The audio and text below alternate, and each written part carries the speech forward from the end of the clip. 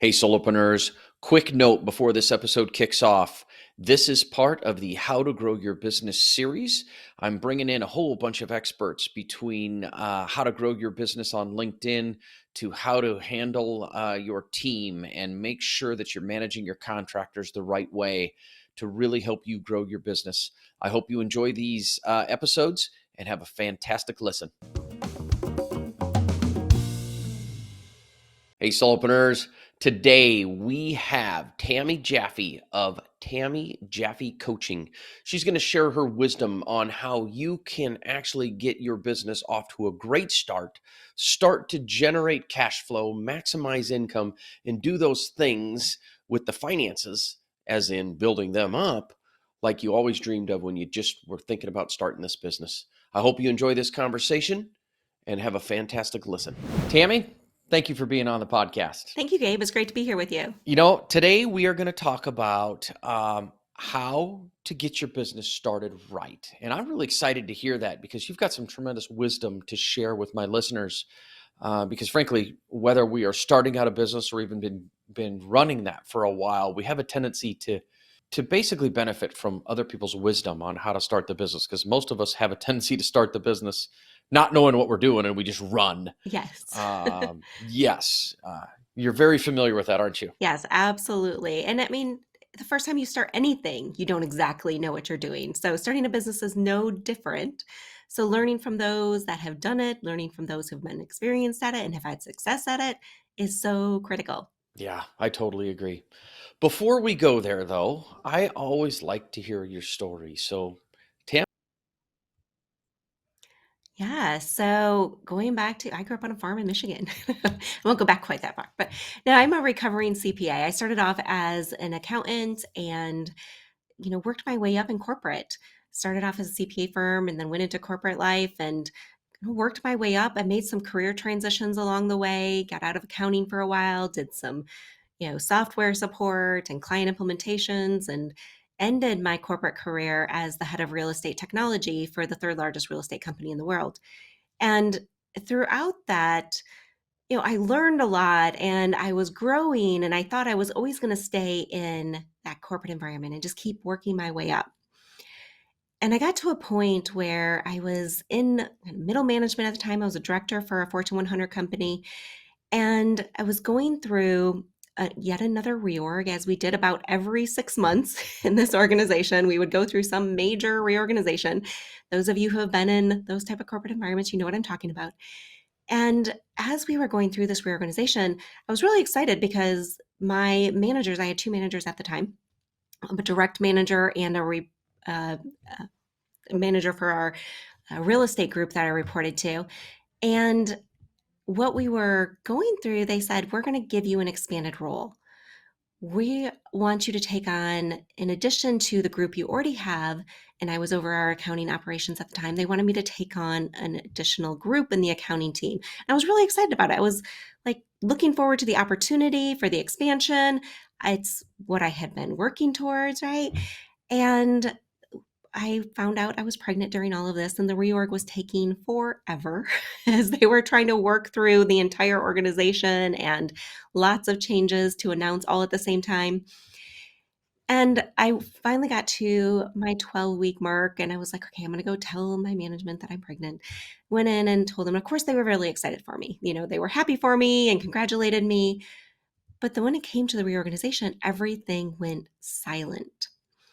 I was no longer involved in any of the meetings. They gave me no updates about what was going on. And when I would ask, I got, well, it's going through the approval process. It's with the upper management now. And, the first couple of weeks, I kind of bought into that. And as the weeks went by, I'm like, something's going on. And I finally got a phone call from my direct manager, who I hardly ever met with. He really didn't know much about what I did. And we had like bi-weekly meetings scheduled, but he normally canceled them. So when he called me and said, can you come to my office? I knew something was up because that didn't ever happen. And so I walk up to his office and I walk in, and there sitting is my other manager as well, the CFO of the real estate group. It's like, oh boy, now I know something is up because we never meet together, all three of us. And I sat down and they proceeded to tell me that not only was I not getting the expanded role we had talked about, but they were taking all my current direct reports away. They were changing my manager again for the third time in a year. And I was going to be reporting to someone who had absolutely no idea what I did, but I was still expected to do all the same things that I did without the people underneath me. And I was sitting there as they started to tell me more and more about some other things that were happening with the reorg and what was happening to some of my managers on my team that I knew they weren't going to be real happy about because it wasn't what they had signed up for and some positions they wanted to put them into. And I had to just stop at one point and I said, I need to walk away right now before I say something I might regret. And I got up and I could feel my hand shaking as I walked out the door and went back into my office and I shut my door and I cried for my first time ever at work. I am not a huge crier. It doesn't happen all that often. And never at work, right? It was like I was always composed, always. And I sat there, and as I'm thinking about all of this and what was happening, I just felt like I had lost control. And I got to a point, I'm trying to pull myself together. I'm like, I've got to find out why this is happening. I got to find out what is going on. What did I do wrong? And I went back in to their office and I said, tell me why. Why is this happening? And what they said next hit me even harder than what they had said to me before. They said, Tami, this isn't what we think you deserve. This isn't what we had planned for you, but it was out of our control. And I sat there going, I don't have control of my career, and neither do my managers. Then who is controlling my career? And it was at that moment that I was decided I'm going to get back control.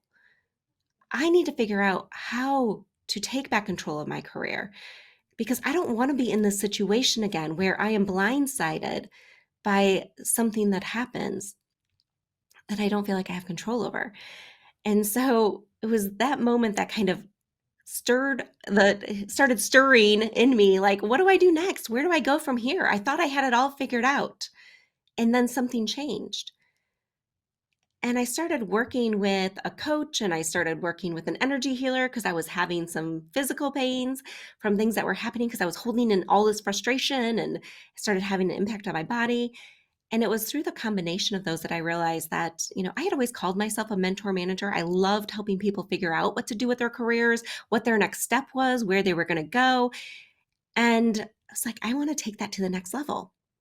I want to help people figure out how to have a better career, what they do next. And I was so passionate about leadership at that point that I was determined to make sure there weren't more leaders in those positions making people feel like the way I had felt that day.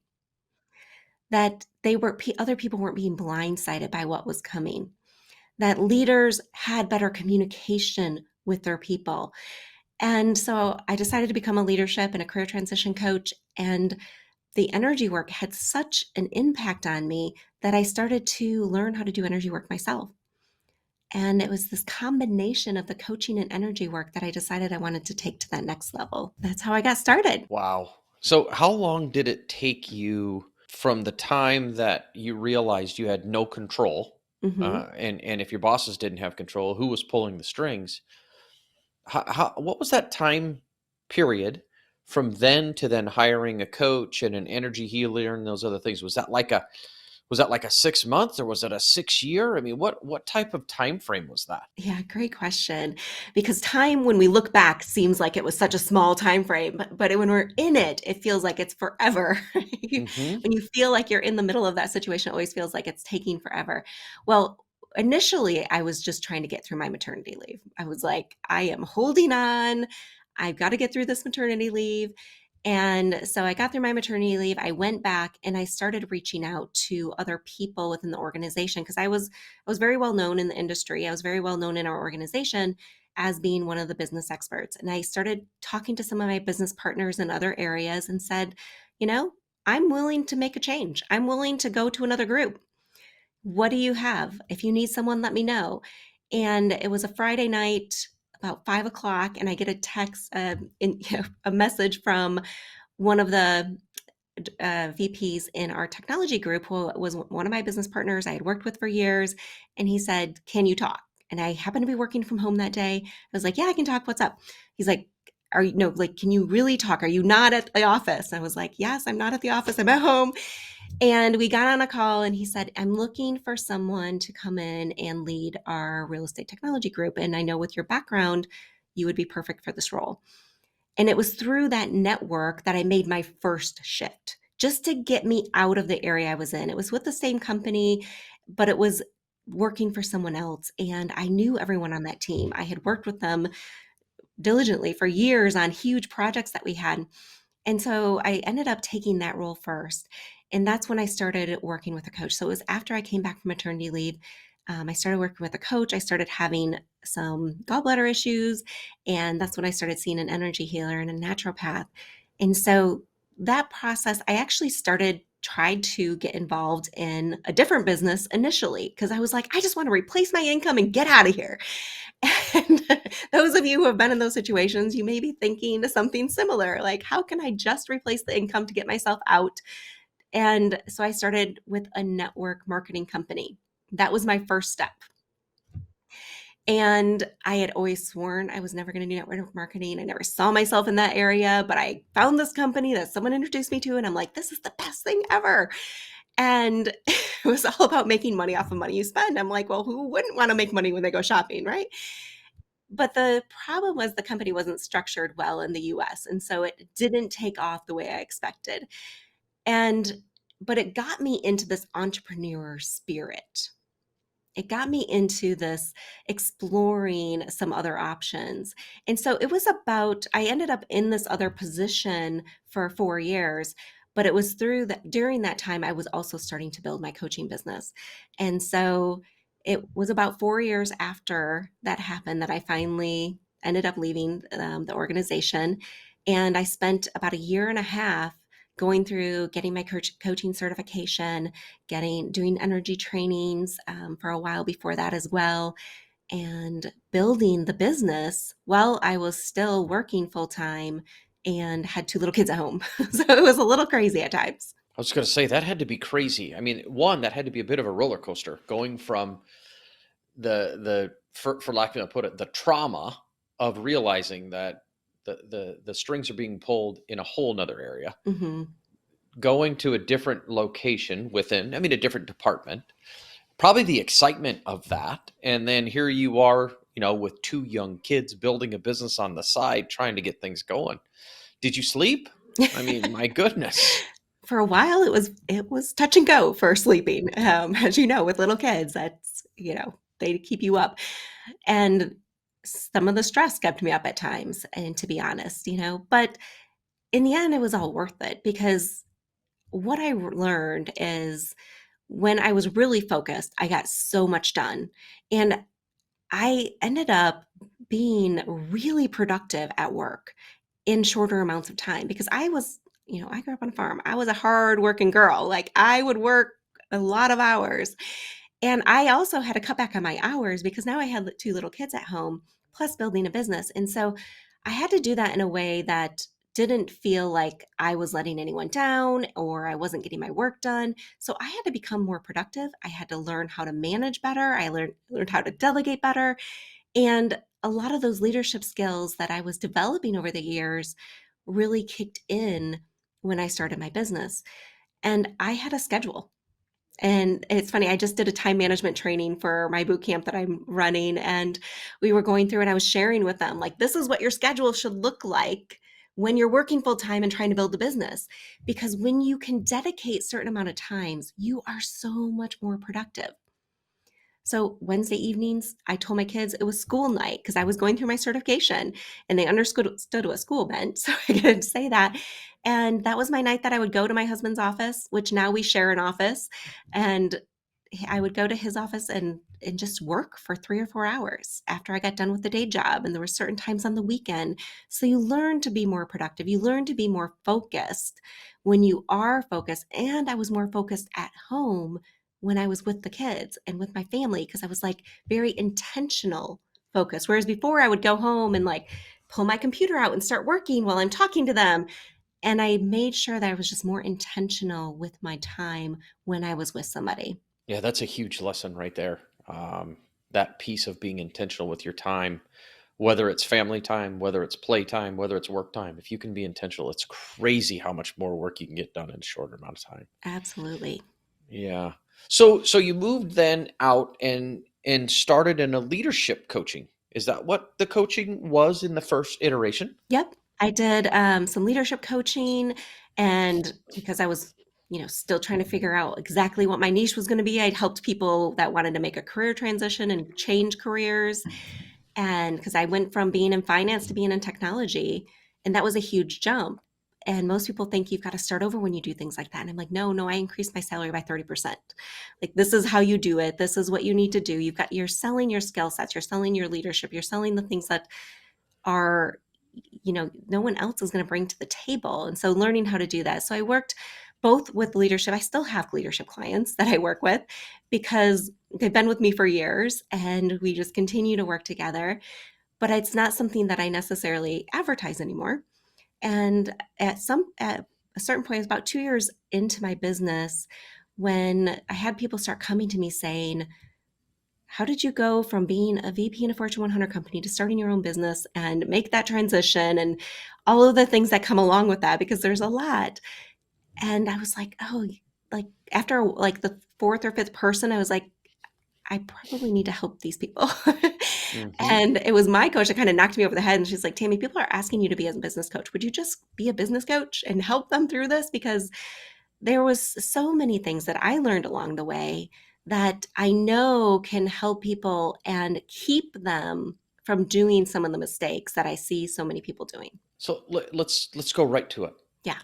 Let's talk about those. What are those mistakes that you see people doing? What are those lessons that you learned along the way? Oh, so many. But a couple of the things that I see is that people are getting so sidetracked with the shiny object syndrome, which we call, because as soon as you put the entrepreneur hat on, it's like every social media out there knows that you now have a business and you are getting targeted by every business coach, entrepreneur that helps people with things, and all of these different organizations and people and companies saying, you've got to do this one thing that's going to make you millions, or I'm going to teach you the one trick to getting thousands of leads. And it can be so distracting. It can be so overwhelming. You can get caught up in all of these programs and different things yes, there is a time and a place for every single one of those, but most of them are not the right fit for startups. And so you have to get the foundations in place first. You have to establish those foundations, get really, really clear on who it is you're helping, why you're helping them, what's the solution that you're providing them. You've got to solve a problem, right? And so getting some of those foundations in place in your business so that your message is really clear. You know how to have good sales conversations because you can have thousands of leads, but if you can't have a good sales conversation, you're not going to convert.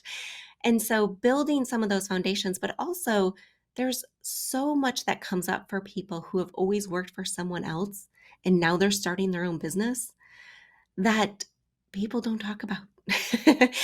They get, so sidetracked with all of the other things and they don't know how to move through some of these things. They don't know how to hold themselves accountable. They don't know how to set their own deadlines and not let themselves down.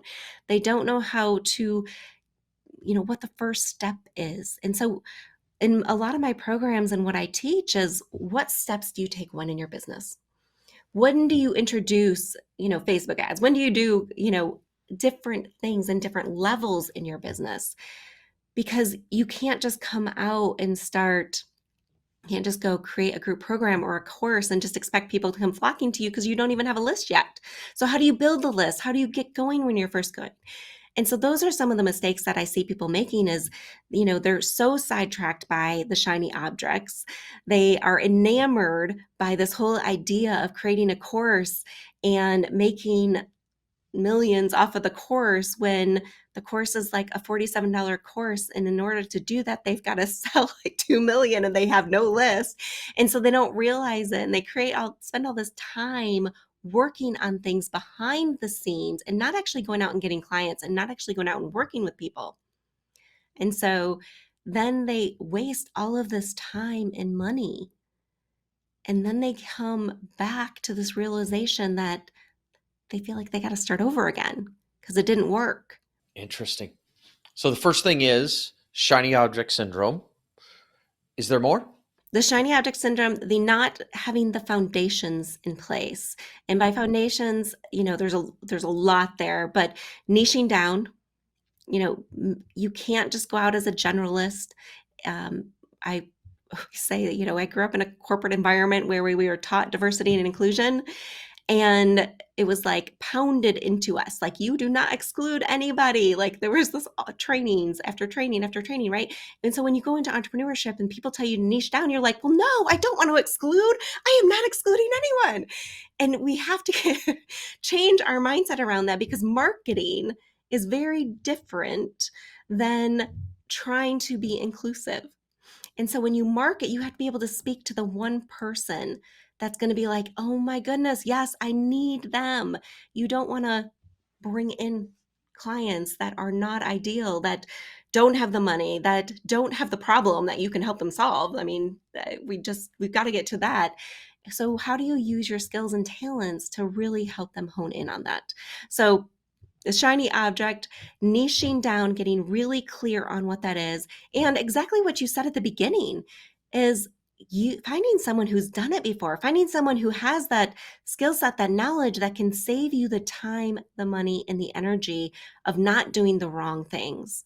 So those are the first three that I would say is like, you've got to avoid the shiny objects. You've got to niche down, and you need to find someone that's going to help to coach you and mentor you through that. Yeah, those are huge. Absolutely. Is there more? Do you have a few more steps that you normally share? Yeah, well, there's so many ways we can go with that. But I mean, one of the things that you really want to think about when you're starting is who you want to serve.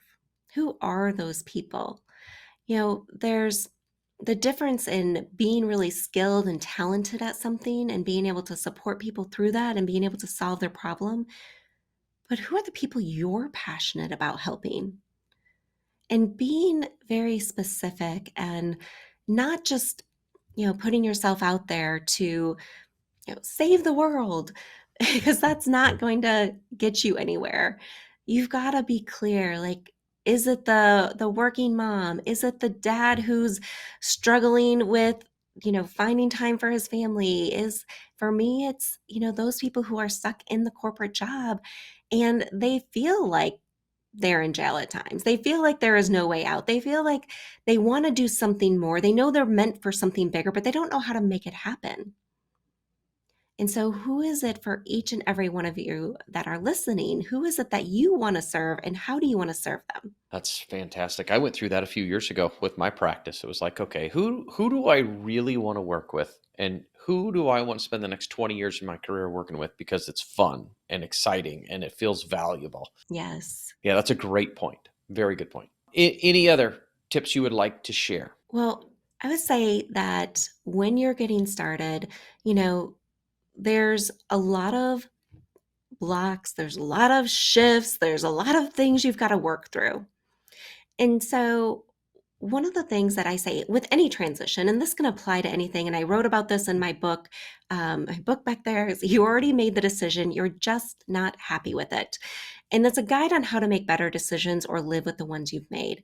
And so this all starts with making the decision, right? So if you're listening to this and you're thinking about starting your business, you've been talking about it for years, or you've kind of dipped your toe in the water, but you're not really making any money at it yet, or gotten a couple clients, but are having a hard time with consistency, it's because you truly haven't made the decision to make this happen for you. And this applies to other areas of your life too. So when you are starting out, I call it the clarity bubble. And this is my clarity trifecta I talk about in the book. But your clarity bubble is really small when you're first starting out. It's like the size of a penny. You're a little clear that you want to make a change. You have a little clarity around what it is you want to create, but you're still not sure how to make it happen. You still don't know exactly what steps to make. You don't know who can help you through that. And there's all these questions swirling through your head. And with any transition, you've got to start asking the right questions. And then that clarity bubble starts to grow. And as that grows, it pushes out on the three sides of the triangle that I call the clarity trifecta. And that is your confidence, your courage, and your commitment. Because as you get to a little more clear about how you could make this happen, as you see other people doing it and making it possible, and they're like, they're making money at it, maybe I can too. And you start to have a little bit of faith and belief in yourself that you can do it. And your confidence starts to grow. And then you get clear on some of the steps that you need to take. And you really only need the first step to get started. And then you take that first step, and the next step becomes a little more clear. And you take the next step, and then the next step becomes clear. And you can take the next step. And then you start to move faster, and you start taking steps faster, and you start to build momentum. And you can't be committed to something that you're not clear on. So I know everyone always says it starts with commitment, but it really also ends with commitment. You have to have enough commitment to make the decision that this is what you want to do, but you get more and more committed to what you want to do and why you want to do it as your clarity grows, as you see what's possible, as you are taking the steps and seeing the results. Your commitment grows even more. And so the three sides of the triangle don't grow evenly. You may just start off with just enough confidence to go, say you're going to make this happen, but they all grow together. And when that happens, you start to be able to build the business you want. You start to be able to make the transition that you want. You start to get the answers that you want. And it all starts with asking the right questions. So if you're struggling with your confidence, asking the right questions about what's the fear coming up for you? What don't I believe in? Why don't I believe in myself? Why can't I make this happen? So asking the right questions in each of those areas to really help push yourself forward, to help get over the obstacles, the blocks, the things that get in your way, and finding the right person that can help you through that. Very interesting. Yeah, that clarity piece. I was involved in a coaching program for financial advisors for the last 3 years, and clarity was the word that in the very beginning just did not sit with me. Mhm. I've always had the confidence. That was never the issue. I've always had the commitment, was the clarity. And then once the clarity started to come, for those of you listening, when things start to get clear, everything gets easy. Yes. And so that's a great point. I love your trifecta. That's fantastic. Yeah, absolutely. And, I had to add the consistency bubble around the clarity trifecta because we don't get anywhere without being consistent. And you can't get that snowball effect without that consistency. Says a triangle can't roll on its own. So we need to be consistent in order to get the ball rolling, in order to keep things moving. So it's the combination of all of those things and then adding the consistency to it. Yeah, I love it. Absolutely love it. So, speaking of decisions, you had talked about decisions, and this is a podcast about money. So there's three questions I ask everybody, and I'm relating that to decisions. There's three questions. Those three questions are: what's the smartest thing you've ever done regarding money, and tell me that story. Ooh, the smartest thing I've ever done with money. Invest in myself. invest in invest in the right coaches that could help me find the right strategies, the right success path as we move forward, because that's what's critical in helping us to really get to that next level. And so when you invest in the right things and invest in the right ways, it's asking yourself, like, what do I need next? And so many times when I ask myself this, like, all of a sudden the right person shows up with the right program or the right offer or the right thing. And I'm like, okay, this is what I was asking for. This is what I needed. But also asking yourself that question when things pop up. I talked about the shiny object. And so, you go to some of these events and it's like, it feels like you're being sold 20 different things at some of these events by people. And you're like, just signing up for everything, and you get into information overload. And so stop and ask yourself, even in those situations, is this going to help me get to the bigger vision of what I want? And is this the right time and the right next step for me? And being able to find that clarity in some of those areas too. Interesting, very interesting that concept and that theory of when the student is ready, the teacher appears, Hmm. is what I'm hearing from you. Absolutely. And this happens to me all the time. I mean, I will be like, okay, I am ready for this next thing. And within like a week, it just shows up. Yeah. Amazing. So your biggest, smartest thing you've ever done regarding money was invest in yourself, which is fantastic. So let's go the other side. The biggest money mistake you've ever made. Tell me that story. Oh, so do I have to reveal these things now? So the biggest, You're in the nest of the trust tree. yes, the trust tree. So, this goes back to, I mean, I think I was 18 at the time. The biggest mistake I ever made was I co-signed on some things for someone I was dating at the time. And my parents had done an incredible job of helping me build my credit by getting me a credit card and some accounts and stuff when I was really young and making sure I had that credit. Well, ended up dating the wrong person, and they needed help co-signing for a car and something else, we and I felt pressured into doing it, and I just did it. Well, long story short, a few years later, they defaulted on all that. We were no longer together, and the only way out for me was either to pay it or to file for bankruptcy. And my mom at the time's like, you're only 20. If you file for bankruptcy, that's going to be gone before it makes a big difference. And at the time, I was a CPA. So for me to have to go and actually file for bankruptcy, I felt like a complete fraud. I felt like it was, you know, throwing myself under the bus in so many ways. But I also didn't want to take on the responsibility of someone else.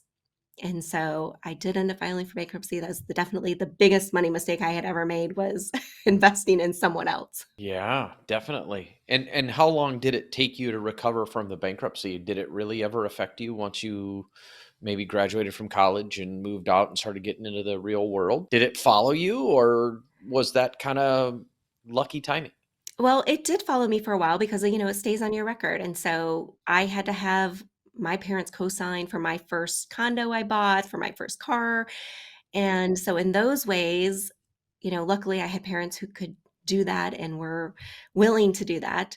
But it did follow me for a while and I had to reestablish and rebuild my credit. Hmm. Yeah, interesting. Thanks for sharing that. Yes. So the last question I ask everybody regarding money is, what does mastering your finances mean to you? Ooh, mastering your finances. So, such a great question. And I think that I don't know that we ever completely master it because I think we go through different phases and we have to learn something new. And so for me, mastering the finances is really having a clear understanding of what and, and this changed, when I was in a corporate environment and, I worked my way up, I made, really good salary and I got to a point where I didn't feel like I needed a budget anymore. And so I just, I spent what I wanted. Well, then when I started my entrepreneurship journey, that all shifted because now I was starting over. And so that's why I say I don't think we ever mastered it because I felt like I had it really good mastery around when I was working in corporate and where my finances went. And, another investment good decision I made was trying to max out my 401k when I was working full time for somebody else. And so knowing where it's going, knowing what you really want. And I think it's about the bigger vision. Like, what do you want to create for yourself? When you know what you want to create and that longer term vision is for you, and you have a plan in place to make that happen, and you can stick to that plan, and you have people like Gabe who are helping you to make sure that can come true for you, that's part of the mastery. That's part of the journey of making it happen. But I think we all go through those like life shifts and those life changes where we felt like we had it mastered. And now we've got to go back and say, okay, what do I need to learn from this? And what's that next level of mastery for me? That's fantastic. Yeah, the idea of mastery, I chose the word mastery when I was creating this whole idea. Is mastery is one of those things that just continues to evolve. Yeah. You just keep getting better at it. And then every now and then, like you said, you learn something. Oh, I got to go back and fix this or learn this or try this to then keep getting better. So I chose that word mastery a couple of years ago on purpose because of that idea. And you summed it up perfectly. So thanks for sharing that. I appreciate it. You're welcome. Well, and the other thing I'll say is like, I think the same thing applies with your finance mastery as it does to business. Like, you've got to master the one thing and then move on to the next thing, right? So you don't go learn about every single investment out there and, learn about real estate and stock investment and this and that. You've got to master the one, right? And you get that one figured out and you get it going and you master that, and then you can move and learn the next thing. And the same is so true in business. You've got to master the one thing, get that working for you, get that consistency, the income coming in, and then go master the next thing. Yeah, that's fantastic.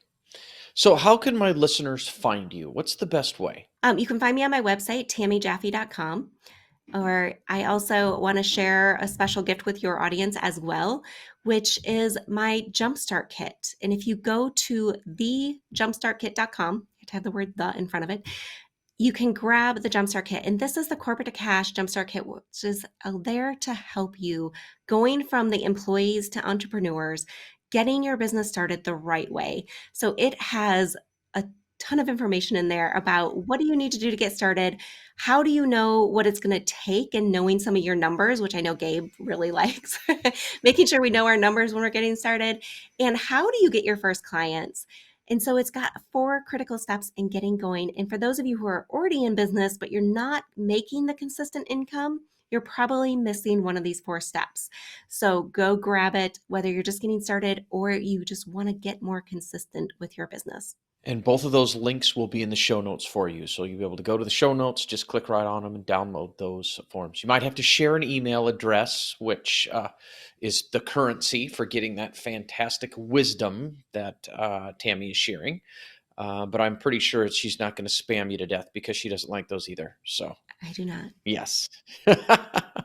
It's amazing how often us financial advisors, and I'm sure you probably get the same thing being a business coach, is I show up on email lists every single day, and I will even myself go in sometimes and unsubscribe them. And I keep showing back up in there. It's absolutely crazy how those keep coming into play. Yes. You feel like you've unsubscribed 100 times and they still send you stuff. Yeah, it's like, what's going on here? So, well, I really appreciate you being on Solopreneur Money today, Tami. Is there anything else you'd like to share before we end? I just want to say to all your listeners, get inspired by what you do so that you can be inspired every day. I mean, this is your life. You get to decide how you want it to continue from here. So your past does not determine everything in your future. So what is it you want to be inspired by? What do you want to do? Take that next step, make the decision, because the decision is yours. That's a fantastic way to end. Thank you for being on Solopreneur Money today, Tami. Thank you, Gabe. It was so fun being here with you. Well, Solopreneurs, I hope you enjoyed that conversation with Tami as much as I did. All of her contact information will be in the show notes, so you can find her there. The 3 takeaways that I have from this conversation: 1, stay away from shiny objects. I'm kind of guilty of that shiny object syndrome. 2, know who you want to serve. It's such an important piece. Even took me a while to figure that piece out with my practice. And number 3, make decisions with clarity. Actually, what you want to do is you want to make sure you're making the right decisions. So what my advice would be to do based on this conversation is just pause. Think a little bit more about what you really are trying to do and where you're trying to go. I hope you enjoyed this conversation. And please remember, if you love this podcast, please share it with a friend. Let's help this thing continue to grow. Have a fantastic day.